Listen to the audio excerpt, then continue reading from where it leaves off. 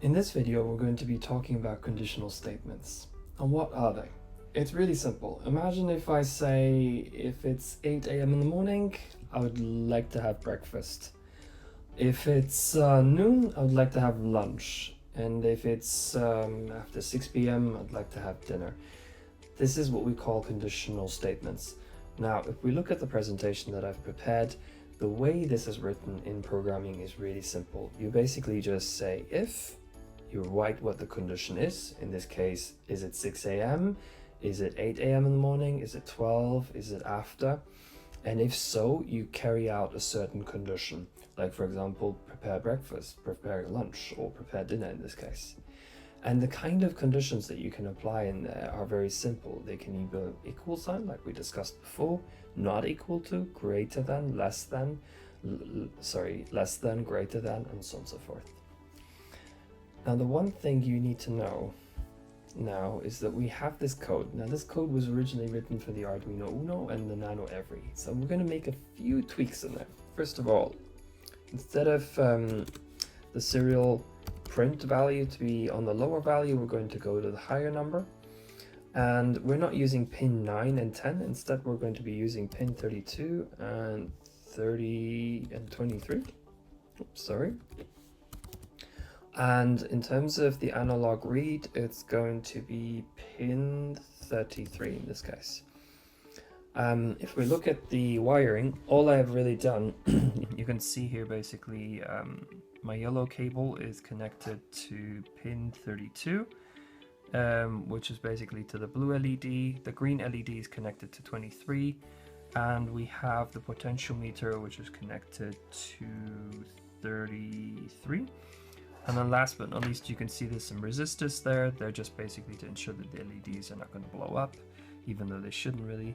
And then the potentiometer, as you know, there's always a positive and negative, which are basically getting their bus voltage, getting their voltage from the 3.3 output from the ESP32, and the ground is grounded to the ESP32.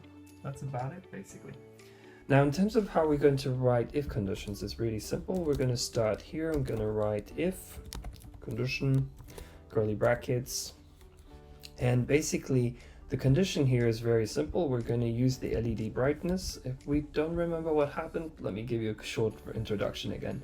So basically what we do is we're reading of the potentiometer what is exactly the value that we're getting, and then we're mapping it, or shall I say scaling it in this case, down from 0 to 1023, which is not quite right because it should be 4095, I believe. No, 955, yeah. To 0 to 255. So yeah, and here what we're doing is we're scaling it basically from this value right down to 0.25 to 255. Now, what we're going to do here is we're going to use the LED brightness, and we're going to say if it is actually greater than, let's say 200. Yeah, if it is, it is greater than 200, then what we're going to do is we're going to say digital, right? And we're going to basically define which pin we're using, in this case 32. We're going to set that to high. Then we're going to do the same, digital right, 23, and this time we're going with low. Now this is the condition if the value was greater than. What if it's the other way around? We're going to copy and paste that, change the rotation, hence it's less than. And then this time all we're going to do is basically make 32 low and 23 high. And that's it. So let's load the code and see what happens. Okay, so the load has coded, the code is loaded very well. And we can see that basically if we rotate our potentiometer, it's at the moment the green LED is lit up. I hope you can see that. And if we change it around, the blue LED is just lit up. So that's it. We've done that very well. Now we're going to look at a different type of condition, and that is known as an else if condition. So for example, imagine you're at a street light, the lights are red. Then in that case, you need to stop.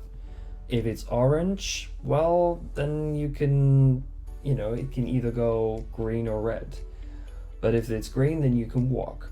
And you can see here, I have 3 different conditions, and what it is under each condition, we can react differently. And we want to do that.